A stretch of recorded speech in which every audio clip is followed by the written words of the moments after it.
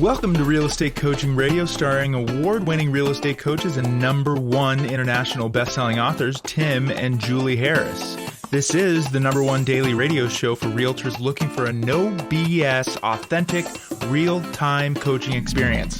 What's really working in today's market, how to generate more leads, make more money, and have more time for what you love in your life. And now your hosts, Tim and Julie Harris.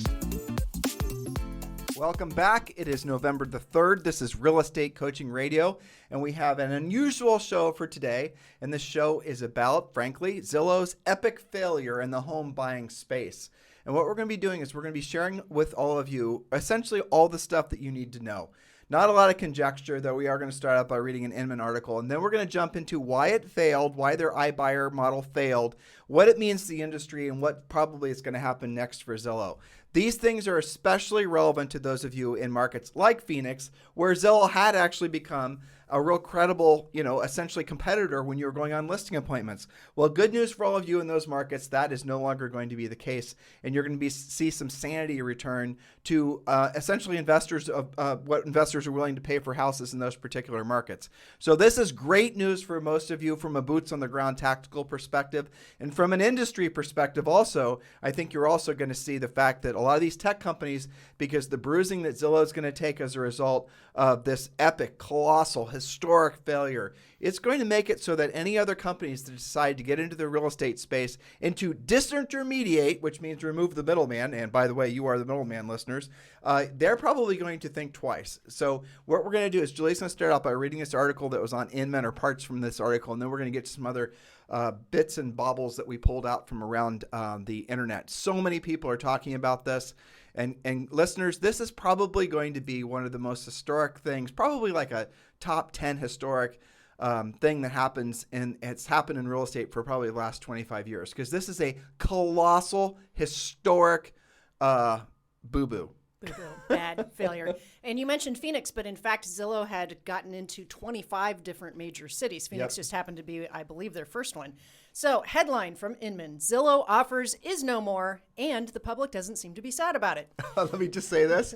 I've been reading lots of articles, especially on Inman, and not only does the public not seem to care about it, but real estate agents, I mean, they are thrilled. Absolutely. And they should, and frankly, they should be, because in some of the markets, and we're going to talk about the facts, what Zillow was doing was probably creating essentially what I think in Phoenix, for example, if Zillow was overpaying by houses, and you and I researched what the percent was that they were overpaying by, they were essentially putting buying pressure on real home buyers that were cut out of the market because Zillow was outbidding them by paying more than what the houses would have appraised for. Yes. And because Zillow was an all-cash buyer, they didn't care. Until now. So go ahead. All right. So across social media, and especially Twitter on Tuesday, industry professionals and everyday Americans threw darts at the portal giant's announcement that it would no longer be in the iBuying business, in part due to unforeseen challenges forecasting home prices. That just has to make you laugh, right? Julie and I are going to do our best to keep the snark off the podcast and try to stay, I think, balanced in this approach. But I really do have to point out some of the, I don't know if it's arrogance, hubris, or unforeseen ignorance. Challenges in forecasting home prices. Yeah, exactly. Okay. It's incredible. Oh, hold on. Didn't they have that? What was that snazzy tool that they had that was designed to actually predict home prices? What was that called? Well, Z estimates. Indeed. Oh, I guess maybe that doesn't work. Who knew? Well, who knew? And they went on to say that acknowledgement in particular set off a streak of conspiracies on social media, with users who pointed to Zillow's Z-estimate tool, or sometimes called the Zestimate tool, which attempted to estimate home prices. Okay, quote, "We've determined the unpredictability in forecasting home prices far exceeds what we anticipate," wrote a user named Super Rob, quoting Barton, the CEO's own words. Quote, "Are they basically admitting that the Zestimate is BS? I mean, isn't that supposed to be their thing? Or were they using Zillow Offers to try to boost those estimates?" Now, so there's something interesting right there. Is it possible that in markets where Zillow, I know this doesn't necessarily make sense, but you can see where this is going, And again, were they using Z estimates to artificially lower the prices in certain markets and then somehow magically raise the prices on the houses that they had purchased? So in other words, were the Z estimates artificially low, except when Zillow purchased the house and put it back for sale, then somehow the Z estimate was raised?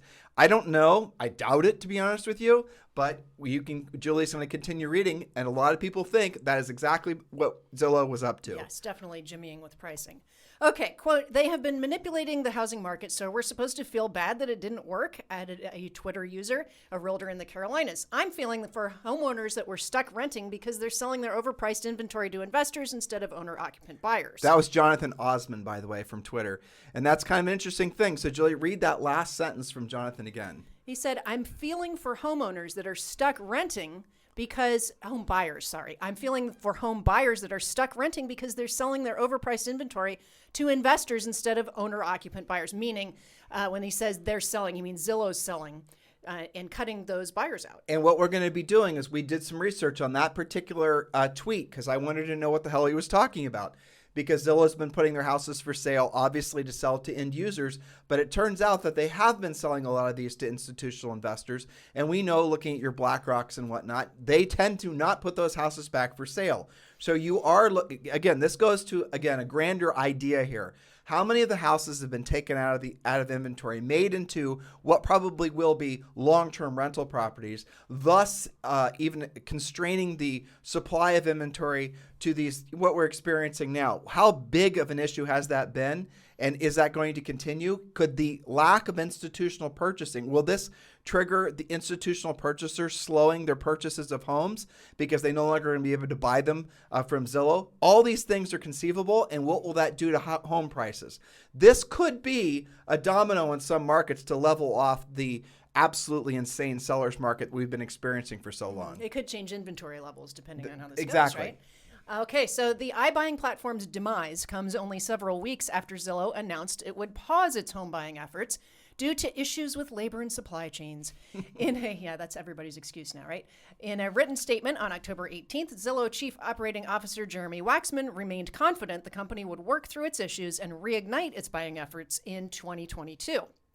Quote, we're operating within a labor and supply constrained economy inside a competitive real estate market, especially in construction, renovation, and closing spaces. But that wasn't the real problem. No. The real problem was, and Julie's going to get to it, they were overpaying for houses. Yes. I think that was kind of like the pre-announcement, and because that was when they said they were going to pause. Well, but I don't think they actually, what's clear is what's going to come out. Like I said, guys, this is going to be a historic story. I expect this to be a Netflix miniseries. At least something is going to be written about this. At least a book. Somebody out there do at least some history and some real drill down research on this because it is interesting. Yes, the portal remained relatively mum after its October 18th announcement, but financial analysts and reports began ringing the alarm about the future of Zillow Offers. Bloomberg's latest Zillow article, published on Monday, garnered the most attention as they revealed the company needed to offload 7,000 homes, 66% of which the portal would be selling at a loss. Now, we got the numbers. Stay tuned. We're going to give you exactly how much they're losing per house. You will not believe it. Yes, KeyBank analysts said, quote, I think they leaned into home price appreciation at exactly the wrong moment. However, Zillow ended its silence on Tuesday with Zillow CEO Rich Barton dropping the bombshell announcement that Zillow Offers is done during an investor call. Today is a tough day at Zillow, Barton tweeted moments after the company's corporate account shared a link to its Q3 earnings. Quote, we made the difficult but necessary decision to wind down the Zillow Offers operation and lay off 25% of the workforce. So here's the part of this that I'm going to get ahead of my skis, but it is still interesting, I think. You and I talked about that, Yes. right? What I'm about to say. If I'm an investor in Zillow, or if I'm I purchased Zillow bonds, I own Zillow debt, I've essentially fueled through my trust in Zillow their ability, their belief in their Zillow Offers thing. And then if I learn that not only were they running that business atrociously, but they were actually losing money per house, had been losing money per house for a long period of time, and it wasn't sustainable, as an investor, I think I'm pissed. Well, I mean, what if you just heard, quote, we've determined the unpredictability in forecasting home prices far exceeds what we anticipated, and continuing to scale Zillow Offers would result in too much earnings and balance sheet volatility, he said. Now, here's the kicker. quote, our observed error rate has been far more volatile than we thought possible. Fundamentally, we have been unable to predict future pricing of homes at a level of accuracy that makes this a safe business to be in. I think I'd be freaking out, wouldn't you? I don't even know what to say, honestly. Okay, so quote, while we built and learned a tremendous amount operating Zillow Offers, it served only a small portion of our customers, he added. Our core business and brand are strong, and we remain committed to creating an integrated and digital real estate transaction that solves the pain points of buyers and sellers while serving a wider audience. Okay, now I'm going to jump to our other notes because now we just get into the conjecture. Well, if you want to, we can read some of these other quotes that that Inman pulled out because some of these are really worth mentioning. Let's skip this one because, all right, there, you can start reading these. This is commentary, right? But this is what's fascinating. I'm going to share with you guys a little known unknown fact. These iBuyers, it wasn't just Zillow, were doing such an atrocious job and making so many consumers mad that they actually were getting so many bad reviews on Yelp and all these other platforms, Yelp primarily, that and you can research this because Inman actually broke this article. I learned about this from Inman maybe 3 or 4 years ago. Google this yourself. Zillow was able to somehow get their iBuyer platform removed from Yelp because the reviews on Yelp, not just for their iBuyer, but all these iBuyers, was so atrocious.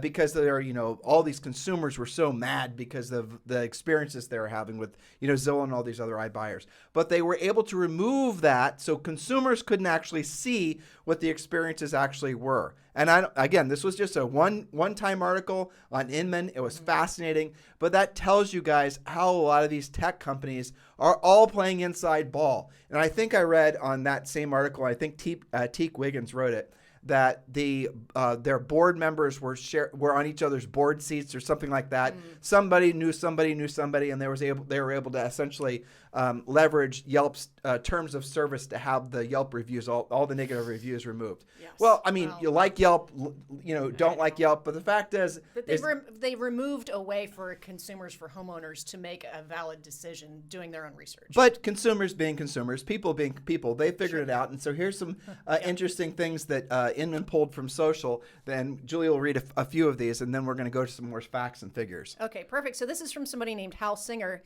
Quote, it would really upset me to learn that Zillow altered its algorithm to show a depressed Zestimate of my house only to swoop in and nab it at a discount, then flip it for a profit at market value. Seems like a structural prohibition on platform and speculators should be imposed here. So other users chimed in, calling the portal vultures and saying they have no sympathy for Zillow as it will undoubtedly take a financial hit. Let's see.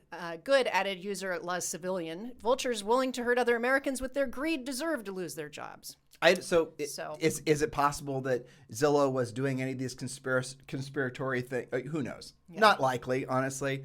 It obviously in these markets, not having the expertise of knowing the market, which is ultimately the reason that this space, which has been around forever. If you guys haven't been in the industry forever, there have always been owners willing to sell their houses for wholesale, basically, sure. And always will be for all kinds of different reasons. And it's always been the space of home investors. And that space it's going to be there forever. Julie and I had real estate clients, and all they did flips. And they were great clients. Usually they'd find their own homes. We'd put them for sale, all that. And so what Zillow was trying to do is they were just trying to scale up the business model that had been around since people were living in houses. Not a bad concept overall, but really what was at play is they were trying to get in on the seller end of the market.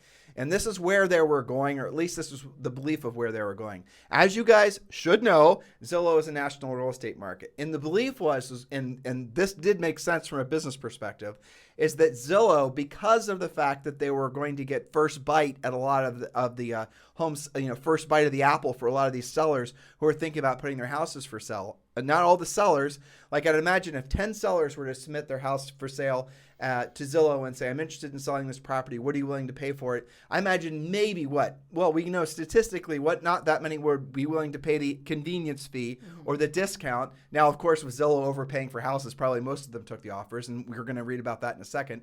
But the reality of it is that a certain percent won't take the offer. But what does that leave Zillow in the position of owning? What data did they gather? They know of sellers that are interested in selling their houses, and then what they were doing is selling those leads back to agents for an enormous fee. So there was conceptually a business model and essentially generating interest in people selling their houses, obviously for an instant cash offer, having the offer not be something that the seller found palatable, and then that lead being sold to an agent. So from a business perspective, there was something there. Sure, there is a lead generation tool. It was, and it was, again, a lead generation tool that agents have done ever since we've been in real estate. The guaranteed home sale program was popular in the late 80s. When House values came around. Exactly. All of these things have been around forever. None of these ideas were new.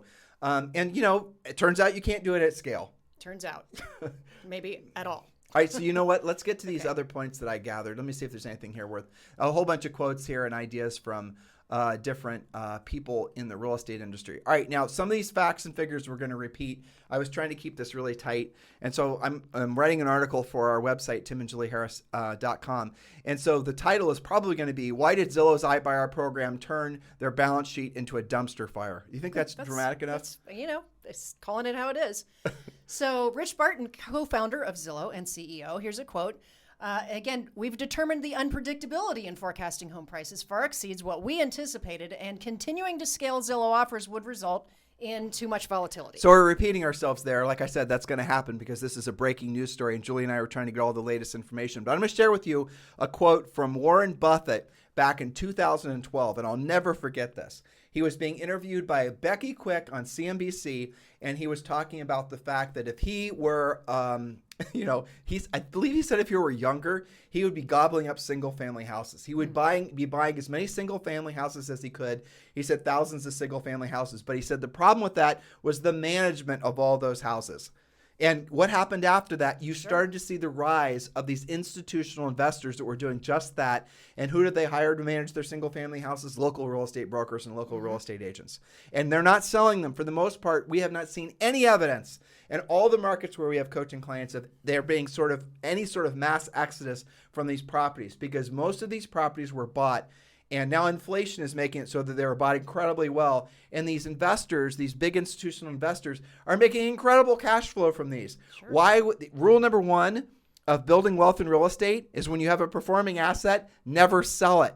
So to believe any of these properties will be coming on the market is almost zero. And we're going to get to an interesting little pivot here, because Zillow is planning on unloading all the properties to, guess what, institutional buyers. So let's scroll down. So, the next point is, so Zillow is out of the home flipping business. What went wrong? Now, here's where this information, I double-checked on several different news sources, and I think I got it accurate, but this is very fascinating. So, Mrs. Harris? Absolutely. So here are some facts about how unbelievably bad the iBuyer business model was for Zillow. Okay. And when I was reading these, my thought was, you guys feel stressed out if you've got like 10 pending and 5 in inventory. Listen to these stats, right? Well, but Julie, here's the thing I think about, and I'll read the first point, and then you can read the second. Zillow ended the quarter as in I think it was actually third quarter. Yeah, with 9,790 homes in inventory. And an inventory would mean they're probably in the process of flipping them. By the way, if you guys have ever remodeled your kitchen or your bathroom, can you imagine having to manage it for 10,000 different homes all over the country? In 25 different markets? That doesn't sound like fun. In inventory. And here's the real fun part. 8,172 homes under contract that they're still going to purchase. I'm sure they're legally obligated to purchase because we now are, and I'm going to share with you in a second, Julie's going to share with you in a second, that they're losing money on virtually all of them, which will sell over the next 6 months or so. So they knew, they had to have known. I mean, they can read a spreadsheet, right? Sure. They can read a spreadsheet. They had to have been known. They had to know they were losing money consistently for years on these houses. And yet they had nearly 10,000 homes in inventory with another $8,000 they're closing on. Good grief. I mean, did somebody just wake up one day and go, holy crap, what's this column on the spreadsheet? I know. And they have to report every quarter, right? Exactly. I mean, this should not have been big news. What did they think was going to happen? I don't get it. But they bought 3,805 homes in the second quarter of this year, 2021, and sold 2,086. This past quarter, Zillow Offers bought 9,680 homes. That pushed the business of closing on homes and preparing them for sale to a breaking point. So what this tells you, this statistic, is they were buying obviously basically almost twice, if not 3 times faster than they could flip them and put them back for sale. Mm-hmm. That's right. So Zillow sold only 3,032 homes in the third quarter, which was below expectations. And the average gross profit per home was that's such a confusing sentence. It was a loss. I know it says average gross profit, but it is a loss of $80,771 Read that again. Yes, you heard it right. Zillow lost over $80,000 per house flip on average. You would think they would have adjusted their business model after losing $80,000 per flip rather quickly, but no, they kept on buying and losing. I don't know about you, but if you were trying to flip and in the first or second one, you lost 80 grand, you probably wouldn't go gobble up 10,000 more. But so again, what they said earlier about supply chains and not being able to get their toilets and their faucets Sure. and their carpet and finding competent people to actually do the work totally makes sense. It does. I believe that. Totally. Times But 10,000. they knew that's not a new problem. Right? That's a problem that's existed for well over a year. Yes. And they kept buying. They were buying happy, basically. They were. And Yeah. so what does that tell you about a business that doesn't stop to actually take a breath? Yes. Well, maybe that comes from playing with other people's money. And that's unfortunately Yes. what probably was going to be ferreted out over time in that Netflix special. I'm sure that it'll be made. So Zillow is selling 64% of the homes in their top 5 markets for less than it paid. Example, Zillow is selling 93% of their homes in Phoenix for less than they paid. Now, remember, Phoenix was one of their first markets, but that's nearly everything they bought they're selling for a loss. Had that not been paid for in cash, those would maybe be short sales for a normal person. Isn't that incredible to think about? I mean, an $81,000 loss, sure, certainly. So I'm going back to my point I made at the top of the show. If I were an investor in Zillow right now, how is there not going to be a big old mess from this? Because there has to be so many mom and pop or even institutional investors.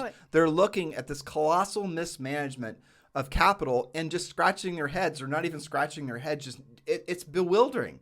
I've never, ever heard of a business. Look, you can have a crappy quarter and you can make some mistakes.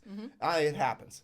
You can have some kind of thing happen and causes your business. I remember it wasn't that long ago, during the start of the pandemic, there were all kinds of businesses that were basically pushed back in their... Okay, pandemics don't happen every other day. I mean, this is a rare pandemic kind of thing, right? This wasn't. They saw this was happening for a long period of time, and they kept overpaying. Right. And this is why you do a profit and loss quarterly, so you can have aha moments and change course, right?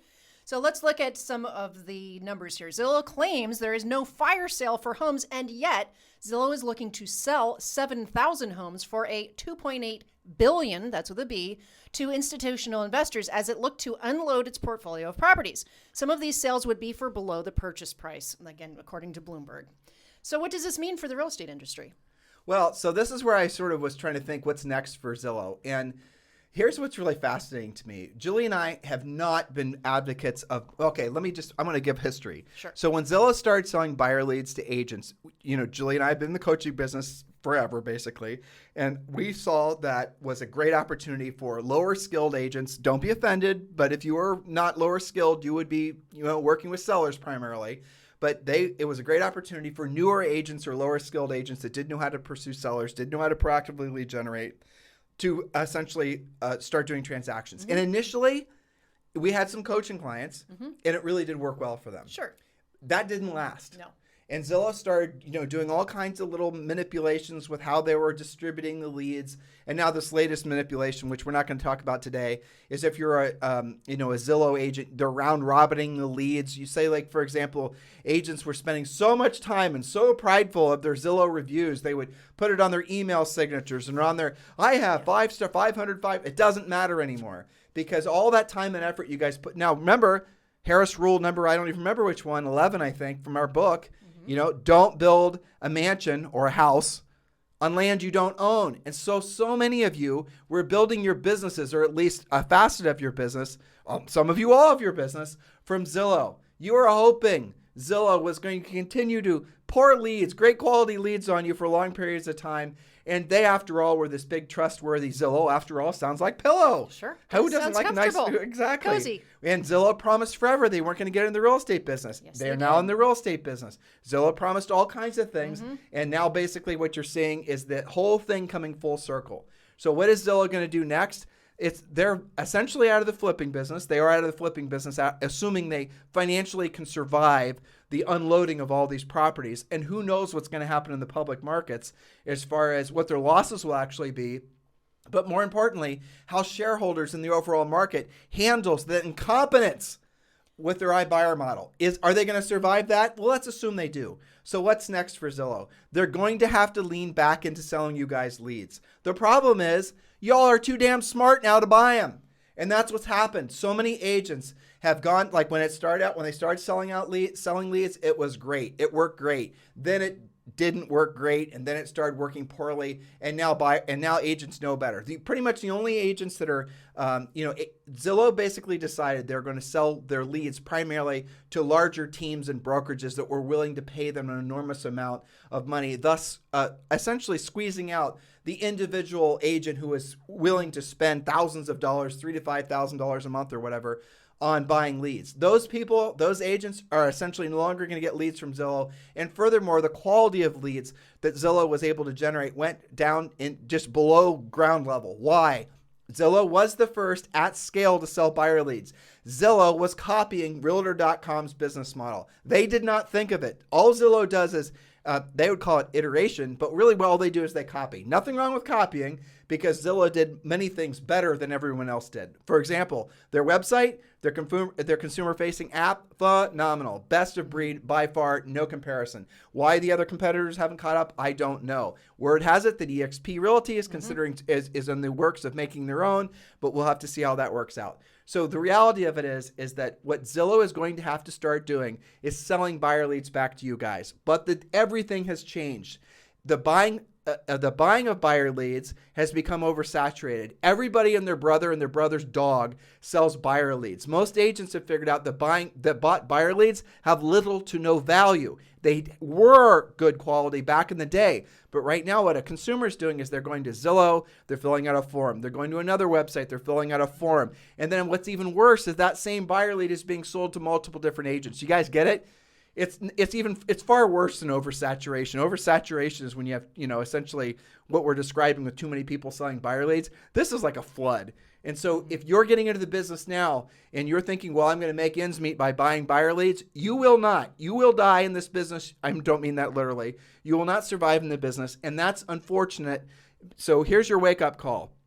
Zillow is going to most likely have to figure out how to recapture the market share that they gave up to agents selling them these dubious buyer leads. I don't think the industry is going to fall for it again. And Julie and I are not the only ones that are saying that. Gary Keller, for example, says do not do business with Zillow. Many other people said do not do business with Zillow. They are not trustworthy in the essence, in proof being that they promised they wouldn't become a brokerage. They became a brokerage. They promised they wouldn't do this. They did it. They're going to try to do it again. And they carry this flag that we're trying to do best with consumers and get rid of the rough edges around a real estate transaction. All they're trying to do is get between you and your customer and charge you a fee for that. And don't you feel that this failure of their iBuyer scale-up model, I wonder how much their credibility will be affected by this, because it's almost like they failed at doing what they say they're good at themselves. Yeah. Like predicting the market, being accurate on pricing, all of that kind of thing. So I wonder what the long-term effects of this will be. What they're counting on is they're counting on the fact that real estate industry on a whole has such huge amount of churn. Right. They're counting on the fact that there's maybe tomorrow's agents won't know anything about 20, this. 30, 40, maybe 50,000 of you are going to download this podcast. This is the number one listened to daily podcast for real estate agents in the nation. We're listened to in 61 different countries. Here's the thing we know. A vast majority of you have not been in the business long enough to know that buying buyer leads from Zillow is essentially an exercise in futility. Most of you have not experienced that to know it. So you're going to get in the business, or you're going to, 2022 is going to roll around. What am I going to do? A Zillow rep's going to call you on the phone, which that in itself is kind of a joke if you think about it. Right. I mean, let's drill down on that for a second. Okay. Julie and I teach you all how to be proactive lead generators. That is what the heart of and soul of our coaching business is. Teaching agents how they can own the land, build the house on the land, so they actually have control of their business. Makes sense, doesn't it? Meaning profitability. Right. And so Zillow is calling you the very same thing we want you to do to generate your business. In other words, Zillow is being proactive and calling you to try to get you to be a customer, and yet they're trying to sell you on the idea that you don't have to be proactive by trying to sell you leads that they generated off their website. You guys get the conflict in that? So if that worked, why are they calling? Right. Right, exactly. So if Zillow could generate leads, essentially, why aren't you guys able to buy what Zillow is selling off their website? Why do they have to call you? So, why don't you call people, learn what to say, how to say it, and you will never have to be beholden to anybody for buying leads. Keeping your money in your pocket. That's right. That's right. Your product is, or at least should be, profit. And what's your option, guys? You're going to start buying leads. The leads are going to start going down. Then they're going to call. You're going to complain, and then they're going to say, "Well, you got to buy more leads. Would you like to buy a new zip code?" And you're saying, "Well, I don't know how the hell to do anything else, so I'm going to buy more leads." You're going to buy more leads. You're going to buy more leads. You're going to start out at $800 a month, $5,000 a month, whatever they're going to sell you into, and then sooner or later, you're going to be spending virtually all of your money buying leads just to make the same amount of money that you were back when the fee was a lot less. That is the slippery slope that some of you are on, and you have no other options because you have not taken the time to learn how to be a proactive lead generator. Well, and some of them will fail out of the business because they think that they suck, but in fact, it's the leads that suck. Yeah. And because of the time and the money spend, they've run out of time and money to build the skill. They end up not just getting out of the business, but getting out of the business in debt on their credit card 100%. for blowing all of this. And you guys are then sold into the idea that, oh, no, you don't understand, you silly real estate coach. The reason that it works is because you buy these leads and you put them in a CRM and then you drip on them until the cows come home. And then eventually they raise their hand and they say, I want to buy a house from you. That is not how the world works. We have talked about it endlessly on our podcast and our coaching program, that is not actually how consumers behave. Again, I'm going to lean back into Inman. They do the best reporting on this. And guess what? Teak Wiggins did this very report. Google it yourself, proving that long-term lead follow-up for CRMs is in essence an act of futility, a complete waste of time. And that's what you guys are being sold. You buy these leads from Zillow, you put them in these long-term campaigns, that's the CRMs, and then somehow magically when you have enough people, a certain percent of those people are going to buy or sell or going to buy a house through you. Which is such a micro percent. And here's the thing. Even off that micro percent, all right, so let's say 1 or 2% will actually buy. It still doesn't mean it's going to buy with you. Right. How many different CRMs where they're being dripped upon are these buyers, are they already entered into? And here's what we do know. Statistically, and again, it's in our book, Harris Rules, the best buyers are the ones driving the neighborhoods. The least motivated buyers are the ones searching on the internet. This is true. Doesn't it make sense? Well, your grizzled veterans will tell you, if you think about the last really great buyer that they worked with or really great seller that they worked with, that person did not dig through 2 years of drip system in their email to find you. No, they probably already knew you. You already contacted them. You had a relationship and they called you. All right, so this is a little conjecture here. We're going to talk about what happens next for Zillow, but I'm going to tell you from, again, not an expert. Julie and I do not, as far as I know, own any Zillow shares. Nope. We're not investors in Zillow. But here's what we think is going to happen. And this is so we're going to lean into somebody who is an expert, a gentleman named Mike Delpreet, who I've exchanged emails with before. But before I get into, and Julie's going to read this next section, I want you guys to think about the era that we've entered into from the buyer's perspective. And the reason that we've always begged for all of you to put all your best efforts on becoming a listing agent. Buyers, agents, commissions in many markets have dropped. Now, you want to really know the poison pill? In many of the markets, like Phoenix, like Southern Florida, the reason that the buyers, agents, commissions have dropped have been because, guess who? Zillow and Open Door. Because the buyer's agent commission was oftentimes the largest, expense. It was on the expense side. And in fact, we reported not too long ago that Zillow literally studied how low they could drive the commissions. In some of these major markets, they did quarter by quarter studies. They started it out at, a little bit less than your normal going rate. Then they reduced it by 0.25%. Then they reduced it by 0.5%, seeing how low they could take it and still get the house sold. Exactly. And that in your markets where you guys are seeing a real degrading of your buyer's agent commission, it's because what they discovered was that they could actually, I think it was less than 2%, wasn't it? Yeah. Wasn't it like 1.8%? That's the last study I read, yes. There was a breaking point at 1.8% where it started to have an adverse effect on the sellability of the house. And so they knew that was the floor. At that point, the market, the buyer's agents, obviously started not necessarily wanting to show that. Right, exactly, or whatever. It was less marketable. Let's just leave it at that so we don't have to get into any semantics of legality. But so if you want to know who to blame, it's the same fellas. They're going to come back and try to sell you leads. They're the ones that have degraded the actual business value proposition that they now have to lean back into in order to basically make their business viable. So what's next for Zillow? It's widely believed that Zillow will get back to its roots and focus on the buyer side of the transaction. perhaps expanding the services they provide to home buyers and becoming what well-respected real estate expert Mike Del Prete calls, quote, a power buyer. Following the rise of iBuyers during the past decade, 2021 has seen the emergence and rapid growth of what's called power buyers.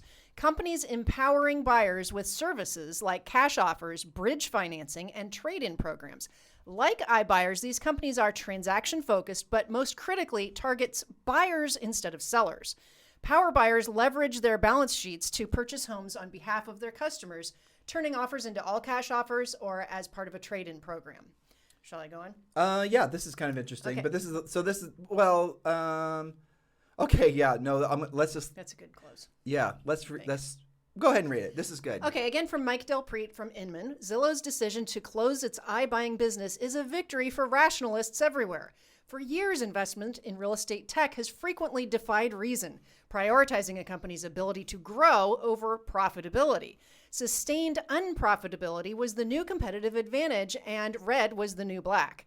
But perhaps this is a turning point. For investors in Zillow, Opendoor, Compass, and a score of others, at some point, enough is enough. A credible path to profitability is needed. For Zillow, this and losing a cool billion is that point. So here's an interesting counter to that. EXP Realty Yes. came out with their quarterly earnings, and they're profitable. Yes. Yeah. Like for reals. Right, and this is the reason there's a lot of investment firms, both Goldman Sachs and that's what an investment firm is. They're saying that EXP Realty is essentially still priced as could double in value. We're not stock pickers. No. We do have EXPI stock, so just keep all that in mind. We're not financial advisors, but I'm just giving you the counter to that. So EXP Realty is run as a profitable business enterprise. All of these others are run as a loss. Now, you might say to yourself, how can they continue to operate when they're losing money every month? Because they're using investor money. That's why. They're burning money, and there's in a lot of these in the tech realms, profit is actually not something they're trying to achieve. They want growth. They over want profit. growth because what they're trying to do is they're trying to be the dominant player in the space. So, for example, Zillow probably rationalized losing this extraordinary amount of money per unit that they were losing because they were trying to beat Opendoor. And at every mature market, there's one dominant player, and then there's everybody else. Like EXP Realty, just in the virtual real estate space, the dominant player by miles and miles and miles and back Absolutely. again. Okay, Zillow was competing with Opendoor, but Opendoor, interestingly enough, wasn't losing money per house. Mm-hmm. They're operating at a very more, essentially they were not blowing and wasting money. Mm-hmm. They were operating it like a business that was intending to make profit. So Opendoor is going to be the big winner in all of this. Sounds like But it is fascinating that maybe what this is the end of this philosophy that you just build despite profit just for the sake of gaining market share, Yeah. with the idea that one day, sometime in the future, you're going to have profitability. And what Mike is saying, I believe, is what just is about to happen in Zillow losing $1 billion in investor money, this might be the hard stop for all these businesses that were built around not turning a profit. That's right. That they were focused more on growth than actual profitability. And your question was valid because anybody listening to this is saying, well, how can you go on that long for being that unprofitable? But it was because they were using investor money, right? So if somebody handed you $5 million and said, go buy some houses, you would probably be less careful about the purchase price. You would just go out and buy as many houses as you could gobble up. And then you would deal with the consequences later. So here's our suggestion to you guys. So stop doing business with Zillow. Just stop. Stop feeding your competitor. Don't be offended by this word, lazy, and learn how to be a proactive lead generator. Stop buying business. Full stop. Just don't do it. And when you have a business that's predicated on you being a proactive lead generator, you're not going to you might find this stuff interesting like we do, but you're not really going to care about it. Right? There was a great, wonderful article, and I actually want to get her on the podcast. It was this did I share this with you, Julie? It was on Inman, of course. Mm-hmm. This one right here. Oh. I'm messaged her, and I'm hoping she's going to say yes. But it's her Dear Zillow letter, and the subtitle is, Dear Zillow, it's not me, it's you, writes Agent Meg Jones-Mullen. Here's why she cut back 80% of her $5,000 a month spend for Zillow leads. And then in the article, she says she's completely cutting them out. She'll be a great interview. But Julie, this is a hilarious, she wasn't even meaning for it to be as funny as it is, but it is so perfect. how she essentially has this long-term relationship with Zillow and what's happened and why Zillow essentially has betrayed her. And, it's really she does a great, comical, easy to read, fun job. If you guys are Inman subscribers, definitely read that article. But in the meantime, we're going to try to get her on the show. We'll probably do it as a Zoom broadcast. That'd be fun. It would be. And that's what we're going to try to do. So our suggestion to all of you guys is double down on becoming proactive lead generators. Double down on becoming listing agents. And we've made it easy for you. You need to have a business plan. You need to learn how to scale up your business in 2022 around profitability. Don't do it like Zillow does, where you basically get to celebrate how much money you're losing.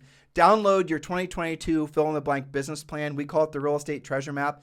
We've done the heavy lifting for you. It's 63 pages. This isn't just some silly one-time nothingness. This is an actual fill-in-the-blank business plan. And all you've got to do is text 2022 to 47372. Text 2022 to 47372. And you have to, agree that you want the text with the information. So there's a couple little steps that you'll have to do, and then you will then be able to download it, and you can email it to yourself or whatever. So it's done. It's ready for you. Once you get it, guys, download it, print it, and then fill it out. Fill it out with your spouse, your partner. Don't, make this a familial, or, make this something that is really meaningful for you going into 2022, because it's going to be your roadmap. You're going to have clear direction. So you won't be susceptible when Zillow inevitably calls you up and says, hey, Bob, do you want to buy a buyer lead? Want to buy a lead? Hey, Bob, you want to, we got leads in your marketplace for great buyers. You're going to know that you can say no. Guys, if you generate your own leads, you don't have to tolerate the futility of buying leads. I want you to keep that in mind. And if you like this podcast, if you like our podcasts in general, if we're helping you in your business, as a lot of you profess that we are, which we sincerely appreciate, otherwise this wouldn't be the number one listened to daily podcast for real estate agents in the United States, we would certainly appreciate a 5-star review on iTunes. It's very meaningful to us to see that we're being impactful in your lives. Share this podcast with other real estate professionals. There is starting to be sanity returning to real estate. And those markets where Zillow has been making things seem a little insane in your markets, guess what? Those days are over. So you guys can probably breathe a sigh of relief. For the, 2,000 people at Zillow that got laid off, we feel sorry for you. I'm sorry that happened, especially around the holidays. Yes. But I assume that Zillow had to do this at a horrible time of year because they didn't have a choice. For the rest of us, let's move forward. Remember, this business is about being of service to other people. And this business is about becoming the best version of you as a real estate professional. It's our honor and our pleasure to continue to be your podcast hosts of Real Estate Coaching Radio. If you need us for anything at any time, remember, you guys can text me at 512-758-0206. 512-758-0206. I'd love some feedback on this show, guys. Text me or post it someplace where we can start the conversation.